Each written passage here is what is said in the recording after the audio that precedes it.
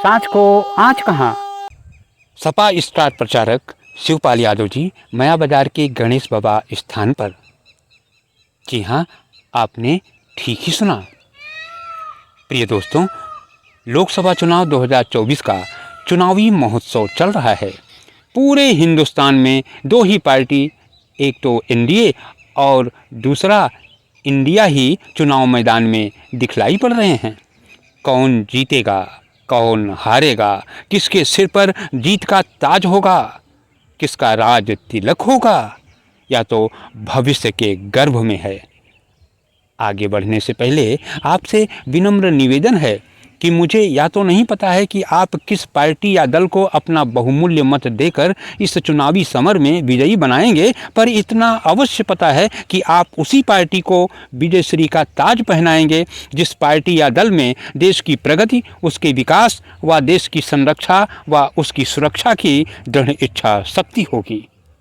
प्रिय दोस्तों, वीडियो लंबा होने का भय सता रहा है, अतः बिना देरी किए आइए हम चलते हैं मया बाजार के गणेश बाबा स्थान पर, जहां दिनांक 21 मई 2024 को शाम के लगभग 5 बजे के करीब इंडिया गठबंधन के स्टार प्रचारक श्री शिवपाल यादव जी का अम्बेडकर नगर लोकसभा सीट के सपा प्रत्याशी श्री लालजी वर्मा के लिए मतदाताओं से मतदान करने की अपील करने के लिए आगमन हुआ।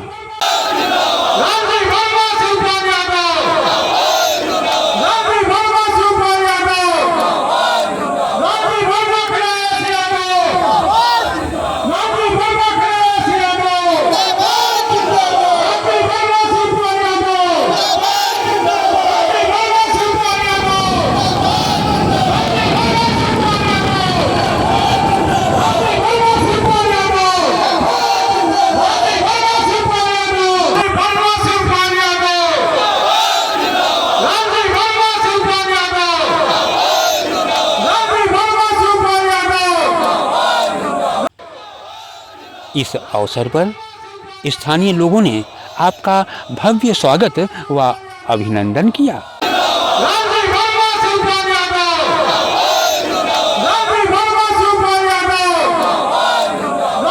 और अब आइए सुनते हैं क्या कहते हैं सम्माननीय श्री शिवपाल यादव जी। इस वीडियो की प्रस्तुति श्री शिव कुमार यादव चाय वाले की है। आज के चुनावी सभा के अध्यक्ष सियाराम निसार के समाजवादी पार्टी के जिला अध्यक्ष पारसनाथ यादव के इंद्रपाल यादव और विकास निसार, चंद्रभान रामगंज यादव, स्वामी निसार, भीम निसार और हमारे बीच में बहुत बड़े समाजवादी नेता जयशंकर पांडे जी और आपके लोकप्रिय पूर्व मंत्री, विधायक और आपके इस अम्बेडकर लोकसभा के प्रत्याशी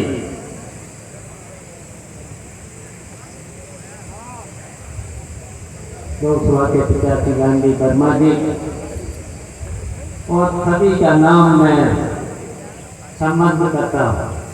बहुत नाम है, MP यादव का भी नाम है और सभी का सम्मान करता हूँ और सभी का नाम ले भी चुके हैं और जिनका नाम नहीं आया है उनसे माफी चाहते हुए।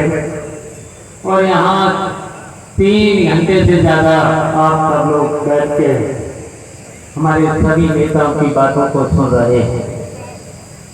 आपने जयशंकर पांडे को भी सुना, पारस यादव को भी सुना और हमारे जो लोकप्रिय यहाँ के प्रत्याशी हैं उनको भी सुना है। साझा कुछ बचा तो है नहीं, सब बातें आपके सामने आ गई हैं और आपको केवल अब आपको केवल अनुशासन में भी रहना है, हमारे साथियों को अनुशासन में भी रहना है। और ये पुलिस के अधिकारी सब आपके व्यवस्था में लगे हैं,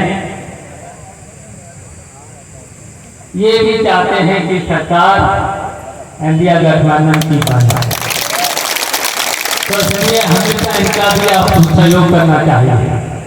लेकिन आप लोग कभी कभी अनुशासनहीनता करते हो, अनुशासनहीनता करते हो। हम बताएंगे उस तरीके से आपको चलना है, और इसलिए इस तरीके से चलना है। ये भारतीय जनता पार्टी की सरकार और भारतीय जनता पार्टी के लोग बहुत झूठे लोग हैं। आपके बीच में वादा करते हैं, 10 साल पहले उन्होंने बहुत से वादे किए थे। उत्तर प्रदेश के सरकार में बनने से पहले बहुत से वादे किए थे, लेकिन उन्होंने एक भी वादा अभी तक पूरा नहीं किया। उन वादों को याद कर लेना और कर लेना चाहिए आप लोगों को। याद है कुछ वादे तो भूल गए। उन्होंने कहा था किसानों की आय हम दोगुनी करेंगे, उन्होंने कहा था कि हम अच्छे दिन लाएंगे। बताओ कहीं अच्छे दिन लगते हैं? और सबके सब पूरे के पूरे किसान, गरीब, नौजवान, महिलाओं से लेकर के, कभी मैंने कहा कि ये पुलिस के लोग भी परेशान हैं, इनका भी सहयोग कभी कभी ले लिया कर।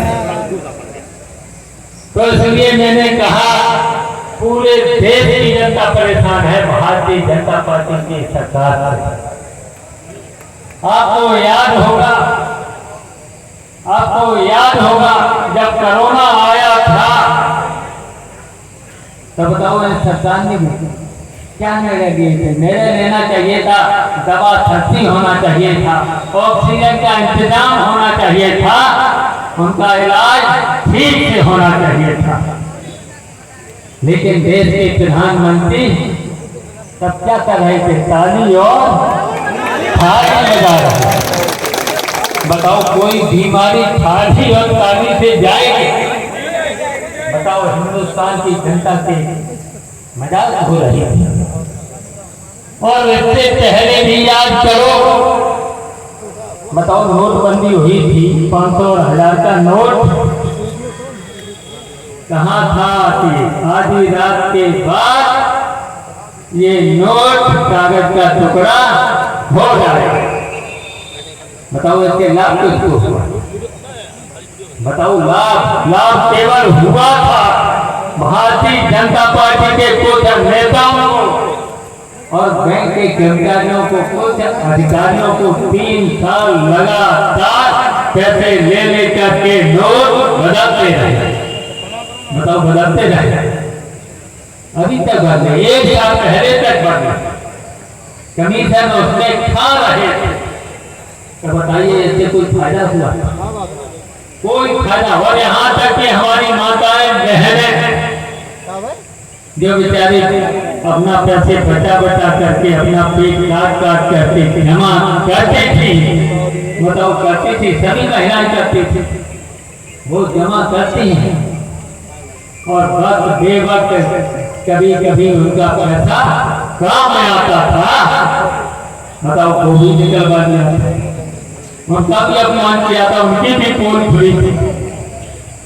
तो ऐसे काम, ऐसे निर्णय, बताओ नोटबंदी के समय पहले दिन बसें बंद, रेल बंद, सब कारखाने बंद। बताओ कितना होते कारखाना, कितना फैला था।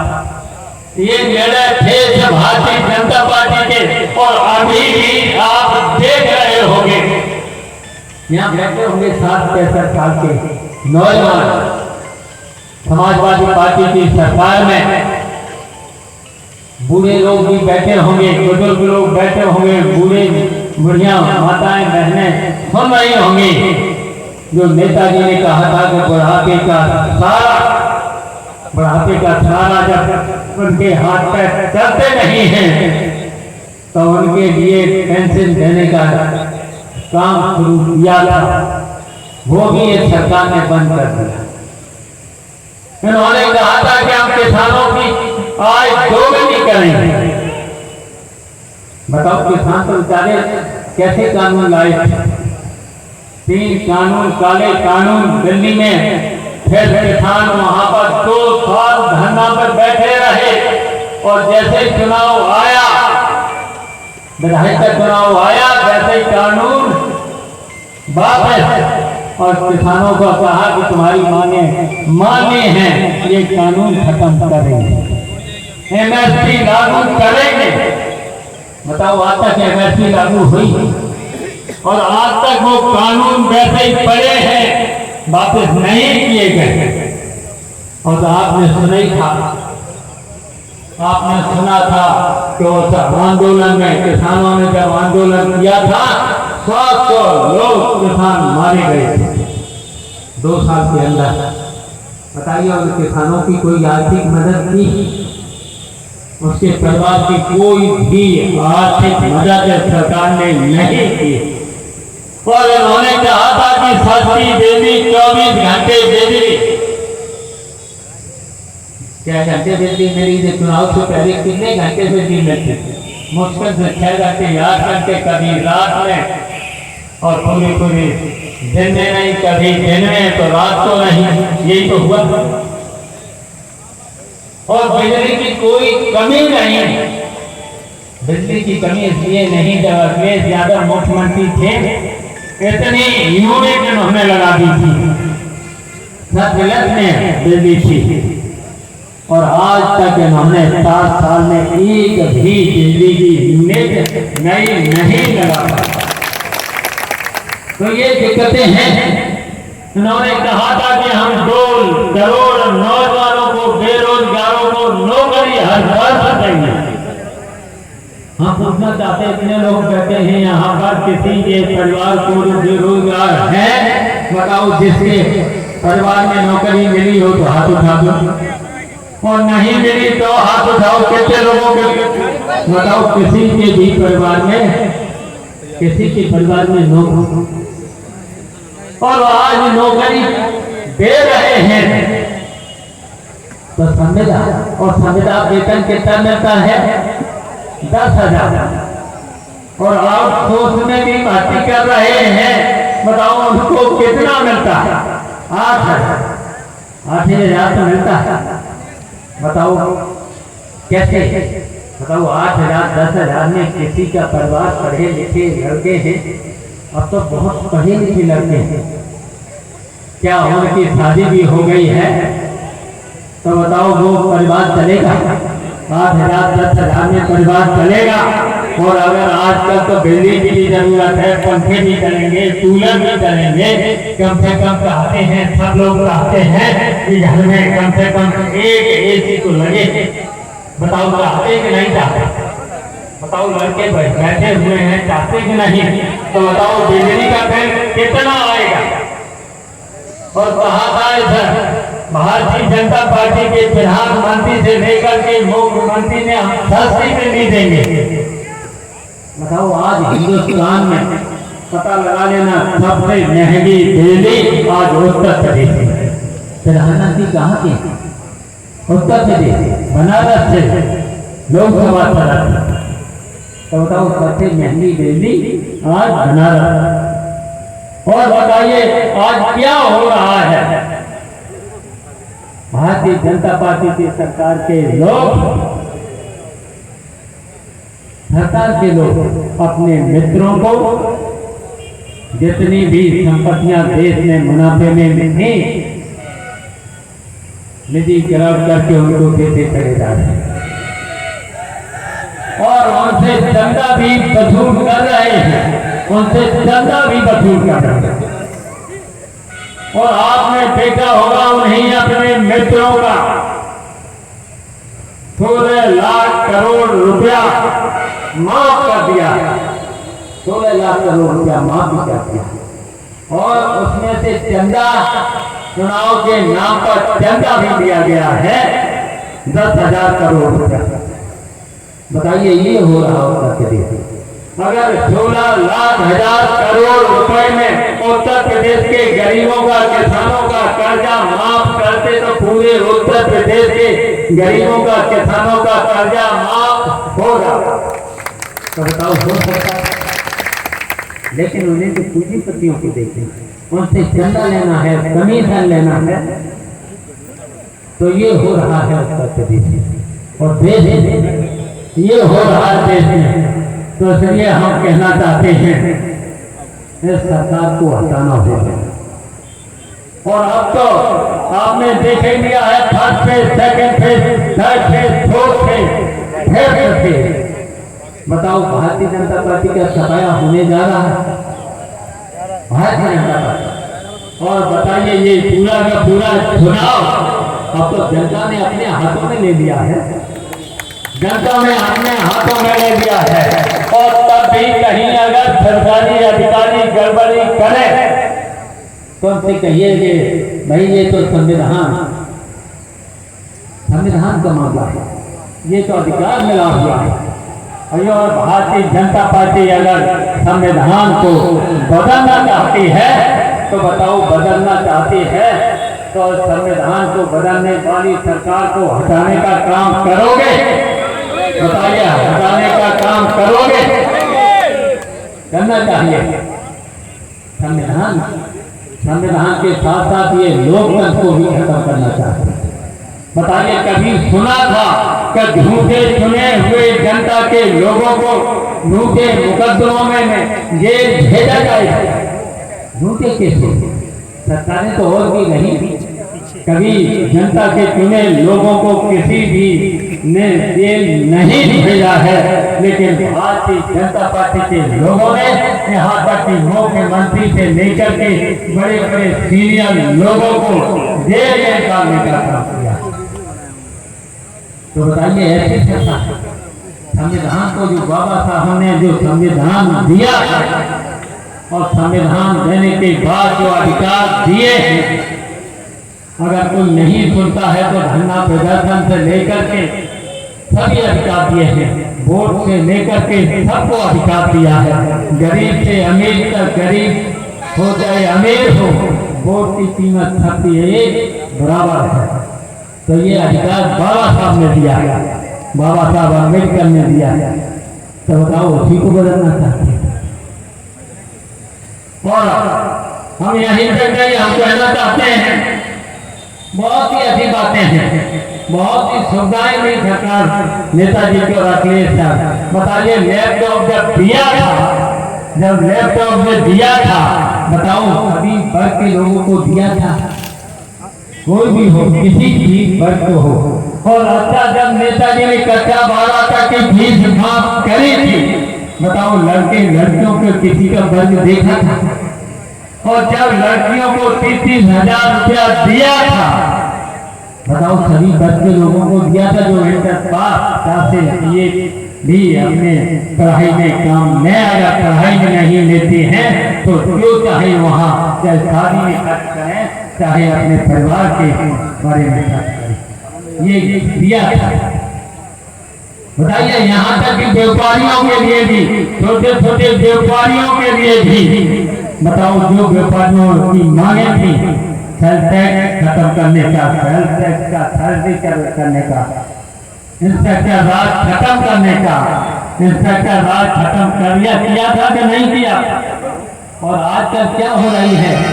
बताओ, इंस्पेक्टर राज खत्म किया था, अब इंस्पेक्टर राज फिर शुरू। बताइए, परेशान है, छोटे छोटे व्यापारी परेशान है। नेताजी ने चौकी को भी माफ किया था, बताओ कितने काम किए थे? बताओ कितने काम किया गया, काम गिनाए जाए। अच्छा बताइए, ये सड़कों से लेकर के, पुलों से लेकर के, हम लोग एक साल में बड़े 100 बताओ इन्होंने तो कितना, एक पुल नहीं बना पाता, एक पुल हमने दिया था, नहीं बना पाता। बताओ, कलवारी का पुल किसने बनवाया था? बताओ मंत्री जी, बताओ उसका शिलान्यास भी हमने किया था, फिर हमने उद्घाटन भी किया था। कितना बड़ा पुल था, और ऐसे हम 100 पुल बनाते थे। बताइए हम लोगों ने 2 बार सरकार में रहे तो कितने पुल बने? बताओ ना, भारतीय जनता पार्टी को पूछिए 10 साल में कितने पुल उत्तर प्रदेश में बड़े बने। और छोटे पुल पुलिया पर जो रास्ता चलते दे देते थे वो बन जाते थे, वो बन जाते थे।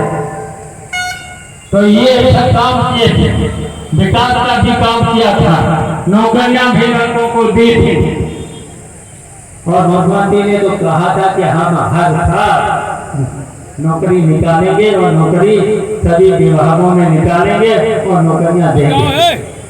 नौकरियां निकली, लड़कों से 2-2 हजार लेकर के फार्म भरवाया, परीक्षा जब दी और परीक्षा थी तो घर पे नहीं आ पाया। तब तक 11 बार पर्चा लीक हो चुका है और लीक करने वाले लोग अभी तक पकड़े नहीं गए।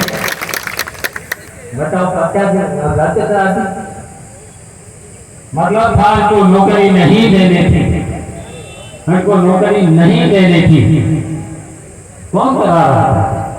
वैसे तो बुलडोजर चल जाता है, छोटी छोटी बातों पर तो बुलडोजर चल जाता है। झूठी रिपोर्टों में FIR होकर के जेल भेज दिए जाते हैं निर्दोष लोग। तो इसलिए हम कहना चाहते हैं, एक बात और कहना चाहते हैं। अब देखिए, लाल कार्ड और पीला कार्ड चला आपको डराने के लिए, धमकाने के लिए, और कुछ लोग बुलाएंगे भी, पुलिस के लोग भी बुला सकते हैं। तो हम तो कहेंगे आप उसको डरना नहीं। लाल कार्ड केवल आपको डराने के लिए, दिखाने के लिए। जो भी समाजवादी पार्टी के कार्यकर्ता है, बूथ एजेंट हैं, प्रमुख लोग हैं, उनको जरूर कहीं कहीं दिया है, कहीं कहीं दिया है। तो उसकी चिंता मत करना, डरना भी नहीं। और अगर पुलिस के लोग बुलाए भी थाने में तो आप 25 तारीख तक मत जाना, बुलाने पर भी नहीं जाना।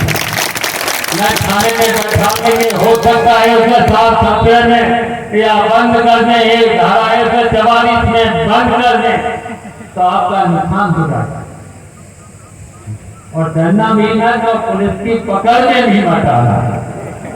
बताओ, पुलिस की पकड़ में आओगे तो नहीं आना, 2-3 दिन पुलिस की पकड़ में भी मत आना।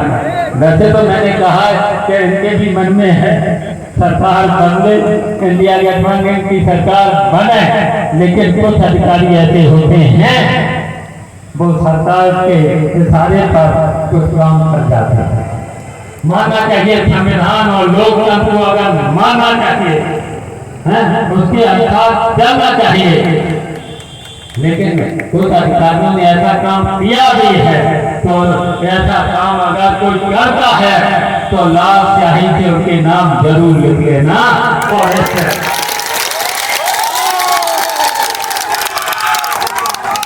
लाल स्याही से जरूर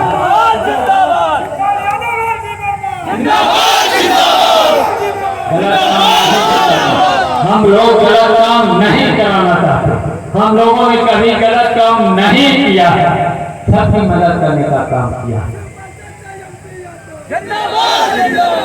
लेकिन जो गलत काम करते हैं, रिश्ते लेते हैं और कहीं पर गलत रिश्ते लेकर के गलत काम करते हैं तो उनके नाम जरूर लिख लेना। और इसलिए लिख लेना, अब ये भारतीय जनता पार्टी की सरकार आपकी बात तो जा ही रही। आपकी जो ये चुनाव हम लोग छोड़े लग गए, ये जनता सामने बैठी हुई है, पूरे देश और प्रदेश की जनता चुनाव लड़ रही है और आपकी तय कर लिया है जनता ने। और पूरे देश की जनता को सरकारों ने परेशान किया है, इसलिए पूरी जनता ने अब तय कर लिया है अपनी बात इंडिया गठबंधन की सरकार इस देश में बनाएंगे। और फिर उसके बाद हम लोग सब लोग निकलेंगे जितने भी हैं। अब फिर अनुशासन भी अब सिखाना पड़ेगा। अनुशासन हमारे लोगों में कुछ खत्म हो रहा है, नौजवानों में कुछ अनुशासन खत्म हो रहा है। तो अनुशासन भी सिखाएंगे, ट्रेनिंग भी देंगे, किस तरीके से बोलना भी है, किस तरीके से बात करना है, गांव में जाकर के वोट कैसे मांगना है, ये भी ट्रेनिंग दी जाएगी।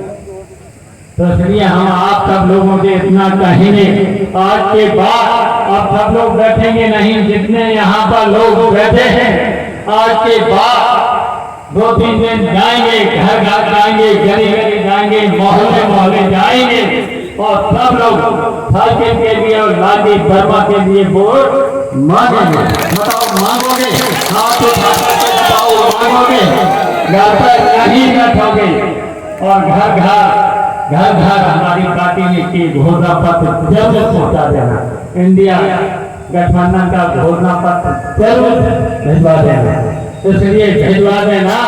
हमेशा समाजवादी पार्टी और समाजवादी पार्टी की सरकार ने जो घोषणा की है उन घोषणाओं को हमेशा पूरा किया और अपनी बात जो भी घोषणा करेंगे वो भी पूरी करेंगे।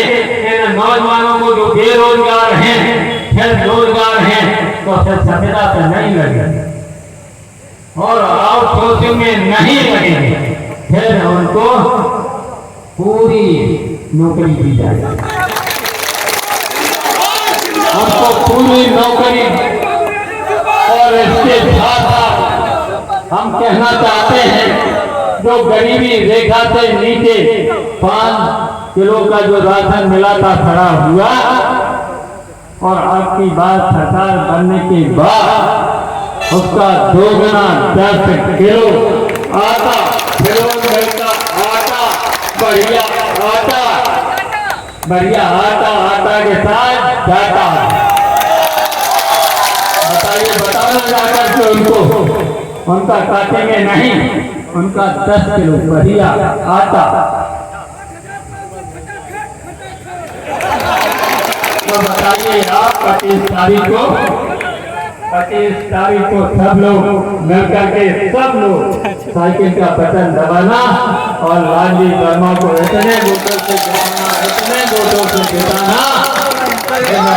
कल अगमों की जमानत जब्त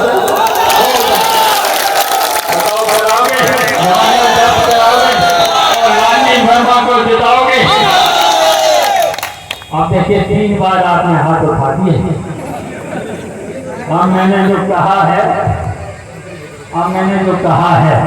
आपसे कहा है उसका पालन करना है, घर घर वोट मांगना है। अगर आपने घर घर वोट मांग लिया और हाथ जोड़ के जैसे भी मनाना पड़े मना लेना है, अच्छी भाषा में और सब लोग मना लेना और जो वादा करके आओगे उसे आप लोग बता देना। हम आपको भरोसा दिलाते वो वादा पूरा करने का काम हम लोग करते हैं। बताओ करोगे? बस सब कर देना, बस लालजी वर्मा को जिता लेना। जय हिंद, जय समाजवाद, जय भीम।